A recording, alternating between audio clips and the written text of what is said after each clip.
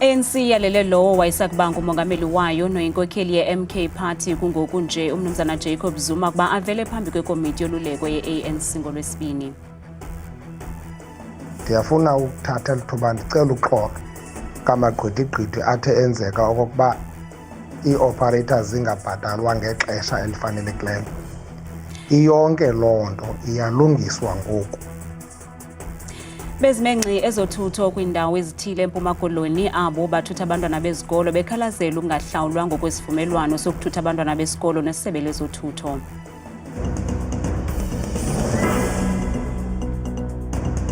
Sinamkele kwiindaba zethu ngokuhlwanje Ndambi Ndodwa, Ndamba Nophumza, Sikhumba noyitolikyo lwimi lwezandla Bhotani Msontsundu.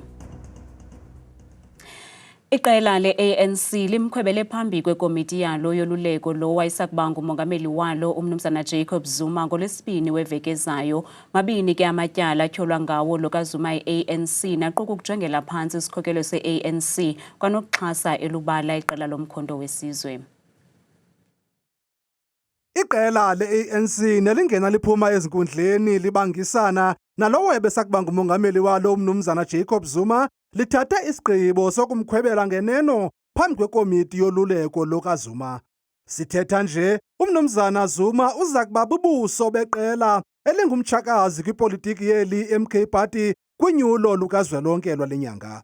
Ukanti iqela le-MK lifungela muncintupha lisithi liza kuphuma ngobuninzi ukuya kuxhasa lo kaZuma xa esiya phambi kwekomiti yoluleko eluthuli House ngoLwesibini.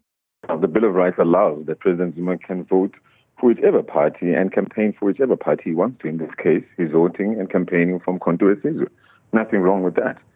So us going and campaigning, we're supporting our president as he appears before the DC and making sure that he's protected. I mean, as you would have seen, there's many threats that have been against President Zuma in a form of car accidents and whatnot. We can't trust the ANC. We don't trust them.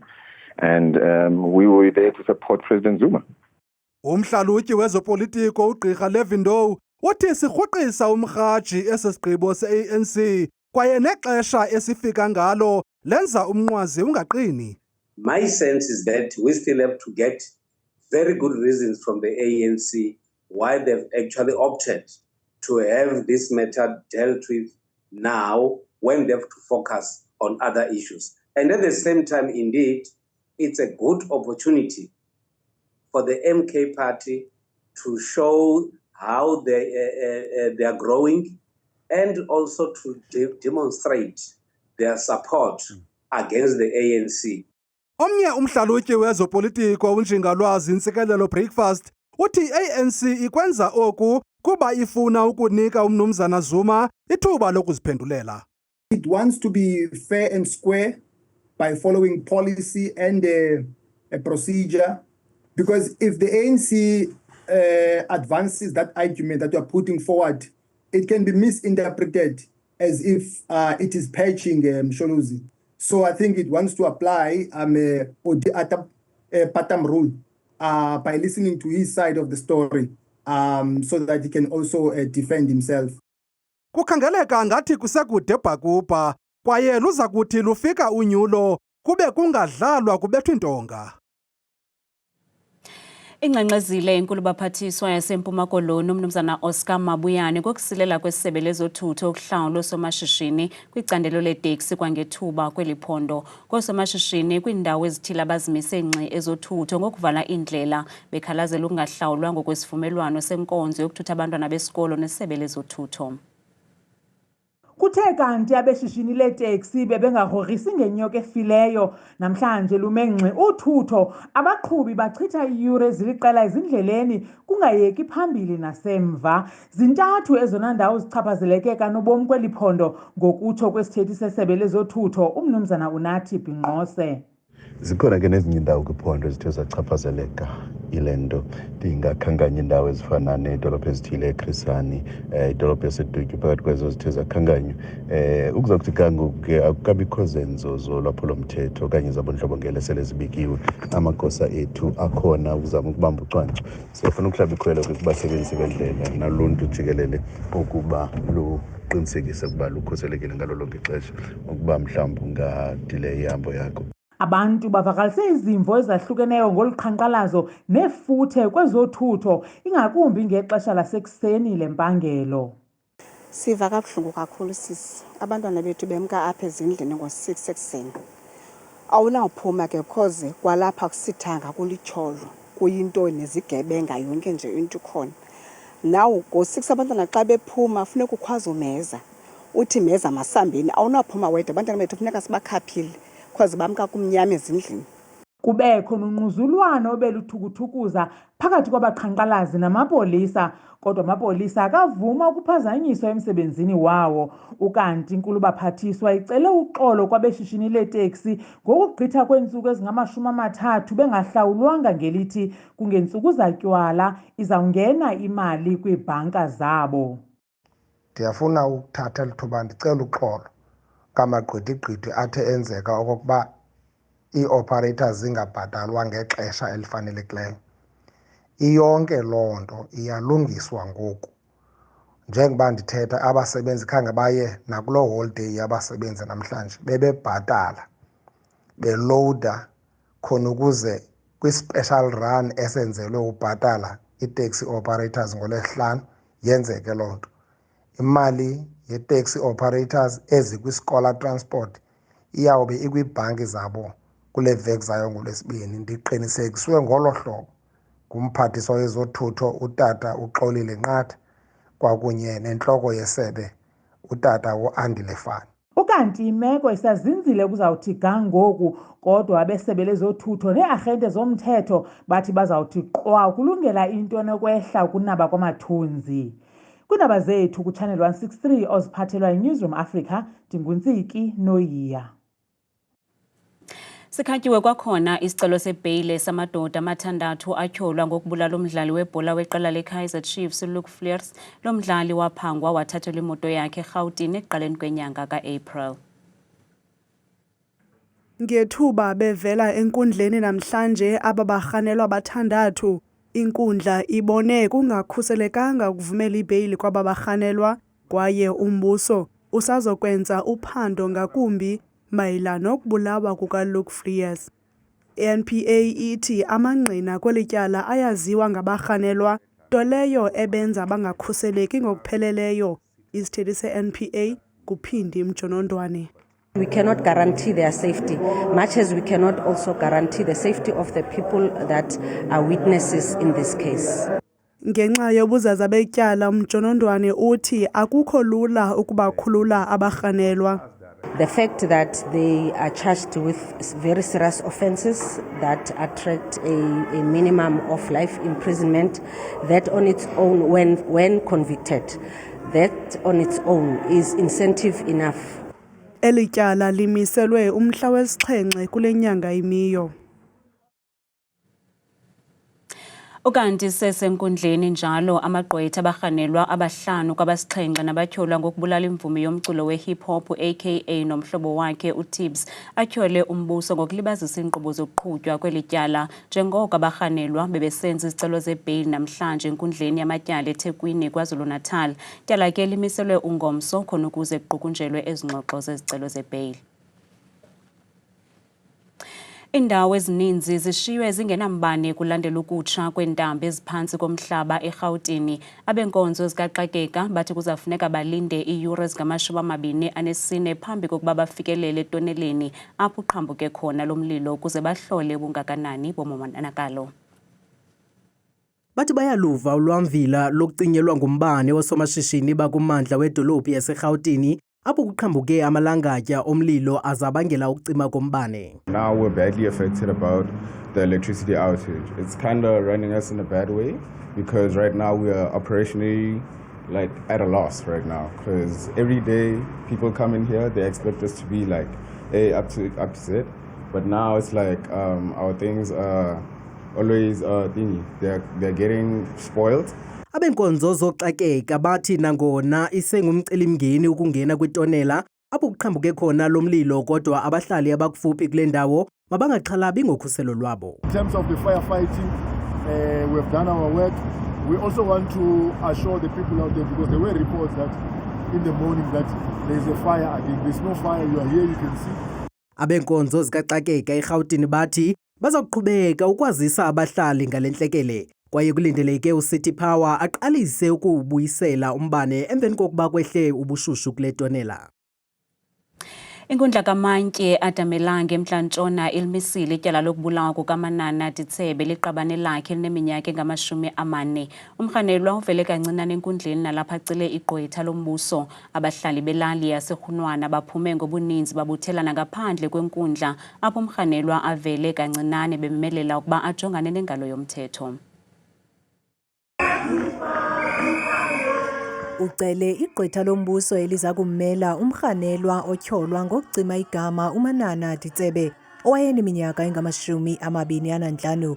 Abahlali abalugcwabevu ngumsindo babuthelene ngaphandle kwenkundla bememelela ukuba umrhanelwa ajongane nengalo yomthetho. Umnqweno wam kukuba simnikwe umrhanelwa sizolungisa izigwegwe. Ukuya enkundleni yinkcitha xesha. Xa umntu ebulewe kufuneka umbulali abulawe naye. Ndiyarhanela ukuba eli lizwe libe nesigwebo sentambo njengeBotswana ukuze abantu abafana nalo bangabe befaka izicelo zebheyili. Umntu axhonywe qha. Usapho lomfi luthi umrhanelwa akabonakalisi kuzisola nakancikane ngelixa abahlali besithi makangayifumani ibheyili. Silusapho asikwazi kwamkela, kunzima kakhulu kuthi. Xa ndibona umrhanelwa namhlanje kuvuka isingqala kuba kabonakalisi kuzisola ngesenzo sakhe. Ingathi uyazidla ngento ayenzileyo. Ndikhubeke kakhulu. Eyona nto ibuhlungu kukuba akaqali kuyenza into efana nale. Ngoku uyenze emntwini okhulelweyo. Sinemibuzo emininzi ngoba ngumntu esiphila naye. Kuza kwenzeka ntoni xa enokufumana ibheyili? Ukanti ityala limiselwe uLwesihlanu weveki ezayo kwakwinkundla enye ukuze umrhanelwa afumane igqwetha elo eliza kummela. Isebe lezempilo kwiphondo laseMpuma Koloni lithi liyaphazamiseka ukwenza umsebenzi walo ngokupheleleyo ukuze emva kokwanda kweziganeko zolwaphulo-mthetho olunobundlobongela kwiikliniki nasezibhedlele zeli phondo, nto leyo ekhokelela kunikezelo lweenkonzo olulambathayo.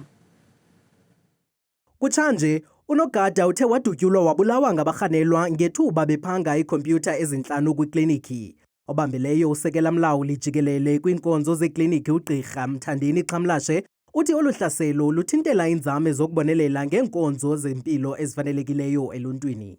We are, as a department, very much concerned as we are now unable to discharge fully, the Section 27 obligation that compels us to provide easy access to affordable health services to our citizens.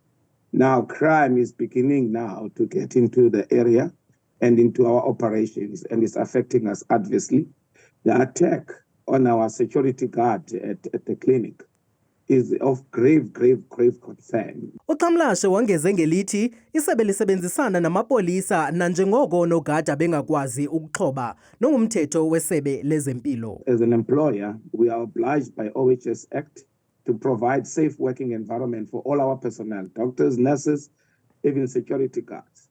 And our security systems, do not allow us to provide armed guards who are a gun-free environment. uGqirha Xhamlashe uthi ezi ziganeko zichaphake ngakumbi kwindawo ezifana naseMdantsane naseGqeberha.